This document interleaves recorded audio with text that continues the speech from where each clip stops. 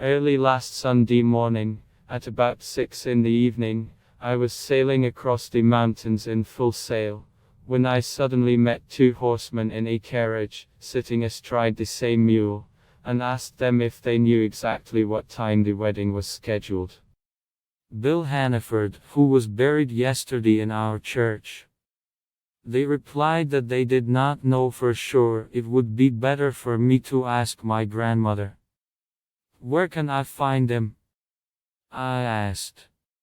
As easy as shelling pears, they replied.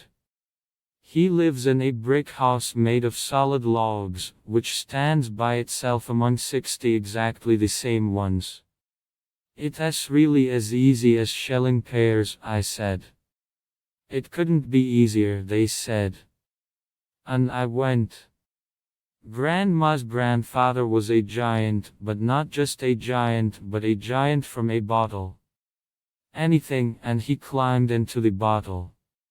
When I arrived, he must have just jumped out of the bottle. How are you? He asked me. Thank you, very good, I replied.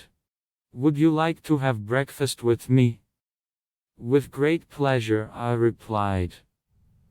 He treated me to a slice of beer and a mug of cold veal, while the dog sat under the table and picked up the pieces.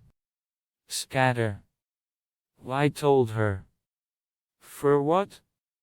Said the giant. She caught me a hare for dinner yesterday. If you don't believe, come on, I'll show you. And he took me into the garden. At one end of the garden a fox sat in a nest incubating eagle eggs.